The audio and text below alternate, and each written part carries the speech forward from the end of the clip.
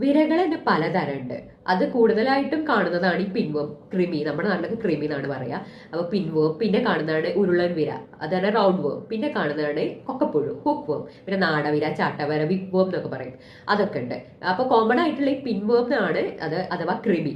അത് ഈ വൻകുടലിലാണ് ഉണ്ടാവുക. അത് ഈ രാത്രി കാലങ്ങളിൽ ഇത് സഞ്ചരിച്ചിട്ട് മലദ്വാരത്തിന് ചുറ്റും മുട്ടകൾ ഇടും. അതിന്റെ വാലുകൊണ്ട് പിന്നെ കുഴികൾ ഉണ്ടാക്കുമ്പോഴേക്കാണ് കുട്ടികൾക്ക് അസഹനീയമായ ചൊറിച്ചിലും അവരെ ഉറക്കം നഷ്ടപ്പെടുകയൊക്കെ ചെയ്യാം. പിന്നെ ഉള്ളതാണ് ഈ റൗണ്ട് വേം. റൗണ്ട് വേം എന്നാണ് ഉരുളൻ വിര. അത് കൂടുതലായിട്ടും ശ്വാസകോശ സംബന്ധമായ പ്രശ്നങ്ങൾ ഉണ്ടാക്കുക, ചുമ, ശ്വാസമുട്ട്, അങ്ങനെയൊക്കെ.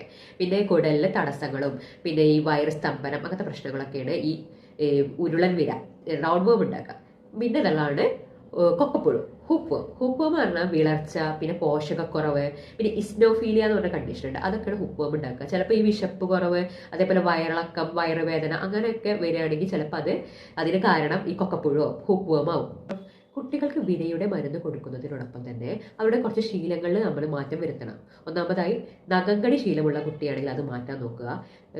മണ്ണിൽ കൂടുതൽ കളിക്കുന്ന കുട്ടിയാണെങ്കിൽ അത് മാറ്റാൻ നോക്കുക.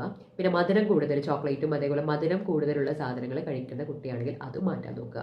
അതുകൂടാതെ അവരുടെ വൃത്തിയുടെ കാര്യത്തിൽ നമ്മൾ ശ്രദ്ധ നൽകേണ്ടതുണ്ട്.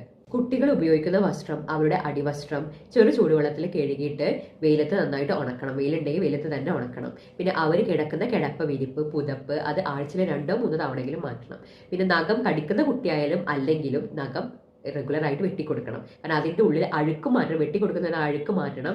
അതുകൂടെ ഇവർ ഈ നഖത്തിൻ്റെ ഉള്ളിൽ ഇവർ ഈ ചൊറിയുന്ന സമയത്തൊക്കെ അത് ആ മുട്ട, ഈ വിരന്റെ മുട്ട നഖത്തിനുള്ളിൽ കയറും. അത് നമുക്ക് കാണാൻ പറ്റില്ല. പക്ഷെ അത് കയറിയിട്ട് ഇവർ ഫുഡ് കഴിക്കുന്ന വഴിയോ അത് നഖം കടിക്കുന്ന സമയത്തോ അത് വീണ്ടും നമ്മുടെ ഉള്ളിൽ തന്നെ, വയറിൻ്റെ ഉള്ളിൽ തന്നെ എത്തിയിട്ട് അവിടുന്ന് വീണ്ടും ആ സൈക്കിള്, ആ വിരയുടെ ആ സൈക്കിള് വീണ്ടും ഉണ്ടായി ബുദ്ധിമുട്ട് കൂടുള്ളൂ കുഞ്ഞുമക്കൾക്ക്.